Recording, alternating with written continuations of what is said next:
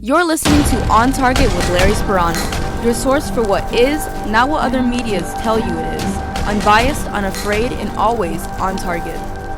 I'm speaking with Sam Faddis, formerly of the CIA today, and the topic will be the Iraq invasion, the build-up to it, and whether there were any weapons of mass destruction as was claimed by the Bush administration. Sam, welcome to On Target with Larry Sparano. And first of all, tell us about your involvement with the Iraq War and the build-up to it. You were on the ground there, weren't you? Right. So I was named, this is like early in 2002, to take the first CIA team into Iraq in advance of the invasion. So there are a number of twists and turns there. We ultimately went into Iraq summer 2002 and stayed there through the invasion, through the fall of Mosul, Kirkuk, Baghdad, etc.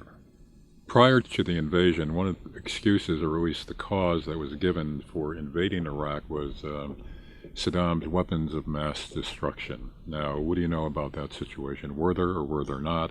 And what was the process of verifying it either way? Well, ultimately, the answer is that there were not weapons of mass destruction. I mean, that's the bottom line when this all shakes out. I should say that I was named to take the first CIA team in, at the latest, it would have been February 2002 that I was formally named, February 2002. The decision had already been made at that point to invade Iraq. I wasn't going into Iraq to decide whether we should invade. And you knew that the decision had already been made? Explicitly. That was why I was put in charge. That was the entire plan. So we were not going into Iraq to determine whether or not we needed to invade Iraq. We were going into Iraq to prepare the way for the invasion of Iraq. Was concern about weapons of mass destruction programs historically with Saddam part of that reason?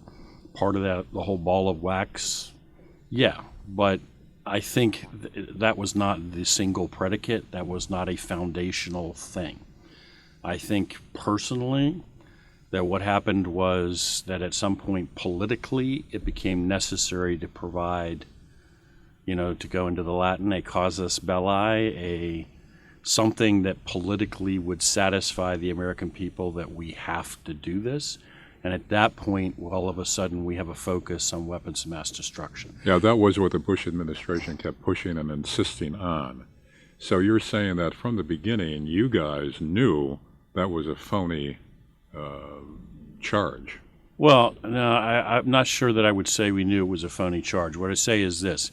It's February 2002. I ultimately didn't get in country for a few months after that for reasons that have to do with obstruction on the part of the Turks. But we were going in February to prepare the way for an invasion. We're going to go to get rid of Saddam Hussein. Is the fact that he's worked with weapons of mass destruction in the past and may still have them a reason?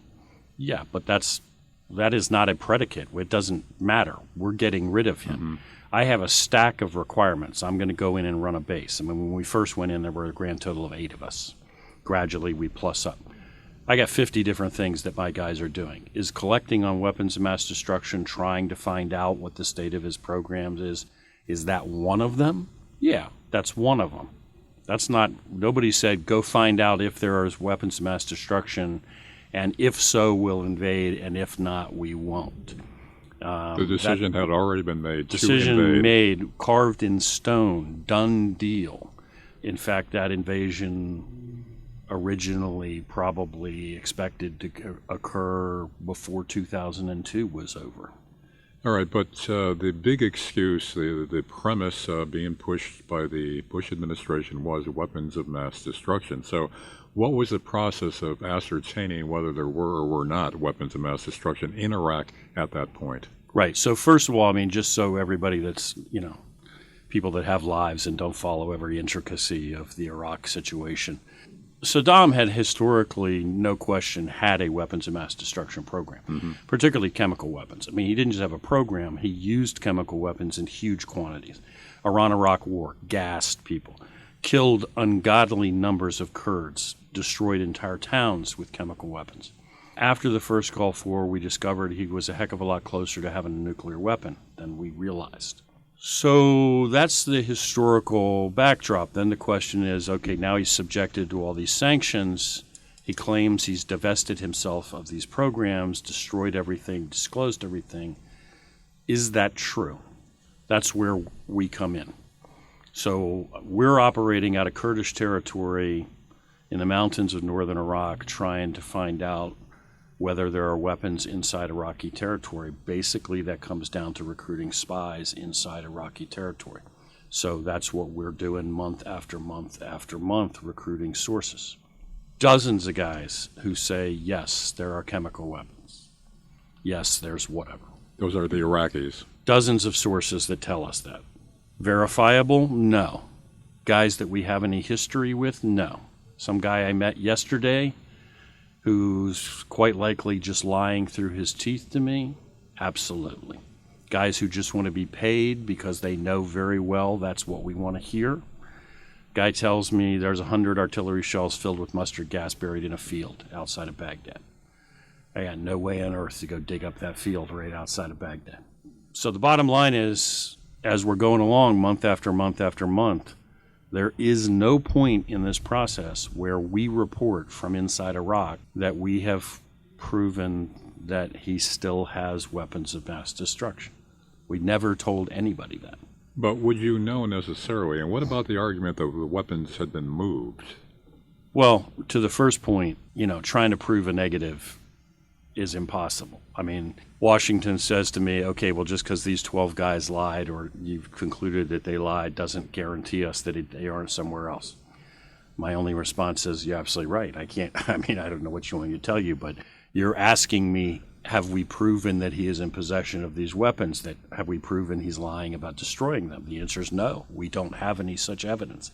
And by the way, we're the only people actually inside Iraq collecting intelligence, so if you're hearing something to the contrary, where are you hearing that to the contrary? Who's better placed? Your point about moving them. I have heard many, many, many times that, there were large stockpiles of weapons and they were moved off to Syria. No, not without that. There's no way anybody did that given the extent of our assets and our intelligence collection, and we wouldn't know about it. That didn't happen. Are there traces, chemical traces in the soil, that kind of way to trace it? Of course. If they were moved, they'd leave a trail. If you had a bunker and you'd had chemical weapons stored there, I don't care whether we're talking mustard, VX, sarin, any of the stuff that we're talking about, and then you moved it, would we be able to go in and tell that it had been there? Without question. Have done that many times. Well, in terms of what you were allowed to inspect, what you had access to, did you have enough access to all these possible sites and to Iraq in general, where you could actually ascertain that there were no longer any weapons of mass destruction anywhere in Iraq? Well, so I think there are two different points here. One is, in the run-up to the war and prior to the actual invasion, there is no point at which we from inside say he has them and we have proof. The second is, we do in fact invade, we do depose Saddam Hussein, and at that point, we, the United States of America, have complete access to actually every square inch of Iraq. And we spent months and months and months searching all those places, and no evidence was ever found. Even into Saddam's palaces, you had access. Right. So what did occur is that there were some locations found where there were some very old chemical munitions found buried. And the conclusion was that they had been buried ever since the Iran-Iraq War, and that they were buried during the war when artillery batteries moved. And maybe that seems strange to people who're unfamiliar with that, but if you're in the middle of combat and an artillery battery is firing shells and they have to move quickly, backwards, forwards, displace, it is routine that all of the shells and munitions, forget about chemical, any kind, get left behind. In fact, cleaning up battlefields afterward that's one of the great complications, figuring out where was every artillery battery at every point during this battle and how many thousands of shells are laying around.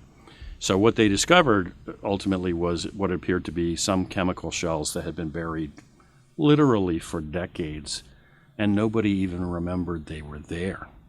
It's the middle of a battle. You bury the things and you move because you're worried about dying, and nobody goes back. So there was never any evidence found of hidden stockpiles of anything. Getting back to the ones that he originally had and used, there are some observers or analysts to say that those weapons came from us. We provided those weapons. Yeah, well, I mean, there are some... Because at the time he was our ally. No, that's untrue. And here's the thing about chemical weapons, right? And this is actually true increasingly of all weapons of mass destruction. I did a lot of WMD work during my career. You're not talking about cutting-edge technology. If you're talking about chemical weapons, mustard gas, things like that, choking agents, you're talking about stuff that was old chemistry during the First World War. If you're talking about VX and sarin and nerve agents, you're talking about stuff that wasn't particularly new when Hitler invaded Poland in 1939. Mm-hmm. So the idea that you got to hand Saddam Hussein any of these things is ridiculous. Iraq is not an empty desert. You got PhDs everywhere, factories, facilities. They can produce all of this stuff, and they can produce it very easily, and always could. So you had been reporting back to Washington and to the Bush administration that there is no sign of weapons of mass destruction, correct? Well, I'm reporting back to them what I know, which is, just to be precise, am I talking to people who claim that there are chemical weapons? Yes. Is any of this amount to conclusive proof that this is true? No. Have I obtained a single sample, anything definitive that would refute the assertions of the Iraqi government that they gave these up? I have not. I cannot tell you that. I mean, some guy walks in and wants $500 to tell me there are chemical weapons buried outside of Baghdad. That proves nothing to me. That's another day at the office in the CIA. There's always some guy going to tell me something. So we are, in effect, telling them, look, we have no conclusive evidence of any kind of the continued existence of WMD programs. So therefore, the next question would be, did the Bush administration and George W. Bush lie about weapons of mass destruction and insisting that they were there? I don't know. There's at some point the answer to the question is I don't know, because I don't know to this day the extent to which folks deliberately fabricated something they knew to be false, and to what extent they chose to believe things in the absence of evidence. I remember being inside Iraq when Colin Powell delivered his address to the United Nations in the run-up to the war. And we had virtually my entire team assembled in front of a television on a pirated satellite connection, because we were that eager to find out what is the evidence he's going to lay out before the world to prove this, because we don't have it and we'd really like to know what it is. And the reaction in the room when it was all over was basically everybody looked at each other and said, that's it? Like, where's the beef? Where was the evidence? Well, he held up, what was it that he used as a visual aid? Yeah. Held up, this is a yellow cake, or step back from that, but... Yeah, so yellow cake, basically being, uranium and a precursor to having a nuclear weapons program. But, there's, of course, a whole controversy about to what extent the yellow cake was ever acquired by the Iraqis. But even if you had yellow cake, the distance between having once upon a time acquired raw ore and having a nuclear weapon is pretty vast. There's a whole program in between there that you have to go through. Well, you mentioned earlier that there was some concern that Saddam was closer than thought to actually having a nuclear weapon? After he lost the first Gulf War, we came into the possession of intelligence that demonstrated, okay, wait, this guy is much further along. He didn't have a functioning weapon, but he's much further along that road than we realized. So, of course, this is part of the intelligence game, right? It's very easy if everybody shows their cards, but that's not the way intelligence works. You have bits, you have pieces, you don't even know how many pieces there are. It's like a puzzle, but you don't have any picture, and you don't know, are there 100 pieces in this puzzle or 10,000 pieces in this puzzle? But prior to the actual invasion, is that a situation that you could have neutralized, taken care of, that we would no longer have the capability of building a nuclear weapon? In other words, would that be reason enough to overthrow him and to invade because he was close to having a nuclear weapon? Well, look, there's an argument. I mean, there's a whole other dimension to this argument, which is a weapons of mass destruction program is primarily knowledge. And it's primarily the people, having the people who understand how to do it and having that expertise. So if I come in and disrupt your program and destroy your lab, but leave the 60 guys behind that worked in your lab and leave you alone, the fact that you did not have a weapons of mass destruction program as of the day I destroyed your lab doesn't mean you won't have one in 5 years. If I haven't taken those personnel, this is a challenge in all weapons of mass destruction programs. You can't sort of just reset the clock to zero. I mean, the genie's out of the bottle. The number of people at this point on the planet who know how to build a nuclear weapon is astoundingly large. And to build a gun-type device like we dropped the first time, it just ain't that hard. I mean, not to sound callous, it's just... All right, but considering your verification that he was closer than the U.S. assumed to actually building an operational nuclear weapon, was that in itself reason to invade and depose him? No. If you're asking me my personal, I think what you're asking me is sort of my personal opinion. Saddam Hussein was a monster, and he was a despot, and he was a danger in the entire Middle East. If U.S. foreign policy decided at some point the world will be a better place if we get rid of Saddam Hussein and set Iraq on a different course, I think you can make an argument that on that basis alone, that's a valid reason. But my problem is you ultimately have to justify this to the American people, and you got to tell them the truth. And when you start fabricating a case or embellishing a case or stretching a case or whatever verbiage we're going to take to claim that we are in imminent danger of an attack from weapons of mass destruction, when in fact you don't really know that at all, now I think we got a problem.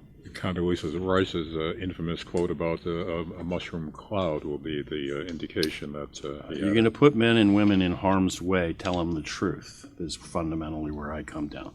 We're going to get rid of Saddam because Saddam is a threat to Middle East peace, and by the way, he wanted to kill my father, the first President Bush.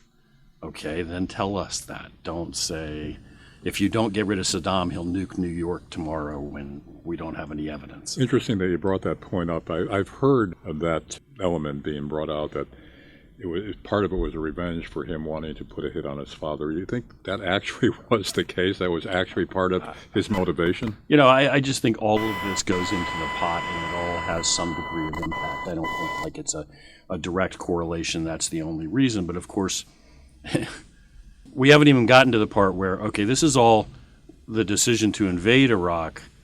That went reasonably well. Then there come all of the decisions we made after we invaded Iraq, which did not go well at all. Okay, that was my next question, because you said a few minutes ago that, was the world better off without a Mideast despot? Should he have been removed? Perhaps that could be a legitimate cause. But looking back on it now, it got worse. It's no better. Not much worse. Well, look. So was it a good decision to destabilize Iraq, considering what that's morphed into? If you're going to destabilize Iraq and then you're going to make the decisions that we made in Iraq afterward, the answer to that is no. I mean, look, I was involved, as I've laid out, in the run-up to the war for well over a year. I mean, I'm plugged in directly to CIA headquarters. I'm in charge of all CIA operations in that portion of Kurdistan. I'm plugged in. There was never any contemplation of, within weeks of deposing Saddam, we took decisions on the ground in Iraq that nobody had ever discussed for 1 second. We took the entire Iraqi army and disbanded it. Then we said, if you've ever been a member of the Ba'ath Party, you can't hold a government position. Well, if you understand Iraq under Saddam, you couldn't be a postman without being a member of the Ba'ath Party. Put those two decisions, well, we also disbanded all their security services. Put that decision together. We just fired the Army, the police force, the fire department, the electric company, the post department. We set the country on fire, created a total power vacuum, and stuck 160,000 American troops in the middle and said, you do everybody's job and figure it all out. All right, so in other words, this was a consequence of a lack of understanding the culture, the nature of that country, and just a plain lack of competent pre-planning. There definitely was an issue with pre-planning. All those decisions were made on the ground by Mr. Bremer, who was appointed, in effect, super ambassador pro-consul of Iraq. To this day, Bremer claims that the White House knew he was going to do all these things and sanctioned them. And the White House, the people that were in it, say, we found out about it when Bremer made the decisions and he didn't tell us in advance. Probably because they all know it was a debacle and nobody wants to own it. But nobody who'd been in Iraq for 5 minutes or ever read a book about Iraq would have thought that makes any sense. All right, so are you saying then that with competent people at the helm and with proper pre-planning, Iraq could have turned out much better, it could have been stabilized rather than the mess that it turned into and which persists? Without question. Look, the Iraqi army in the north offered their surrender to my team before we ever went into Mosul. The U.S. military ended up, in effect, declining that surrender. But you could have put the Iraqi military back to work the next day. I mean, if you were going to pay them, they all went home. But if you went on the radio and said, we're going to show up at your barracks tomorrow because we're going to pay you, the only problem you would have had would have been every unit would have been about 120% strength, because every guy would have come back and then brought his brother-in-law who was never on the payroll to get paid. They would have all gone back to work. Most of them, 99% of them, weren't sad to see Saddam go. You could have reconstituted that, ensured stability, and then, you know what? Incrementally begin to make whatever change you want to make in Iraq in the direction, but do it from a foundation of security. Instead, we let the country go up in flames. So what you're saying is that it was a bungled operation through no fault of your own and your people, but it wasn't bungled from Washington, from the White House. But it could have been done properly, and Iraq would be a stable Mideast nation today. Yeah, in a nutshell, absolutely. And what amazes me to this day is that we set a country of 22 million people on fire with a grand total of 160,000 American soldiers in the middle of it. And they not only walked through that firestorm, but ultimately won the civil war on the other side of it that erupted. And by 2011, despite all of those problems, we had actually restored Iraq to stability. And then once again, we decided, well, the Bush administration screwed everything up the first time. Let's screw it up again. Let's pull everybody out and go home and let this thing go south all over again. That'll be our next segment. Sam Faddis, former longtime CIA Operations Manager. You've been listening to On Target with Larry Sparano, your source for what is, not what other medias tell you it is. Unbiased, unafraid, and always on target.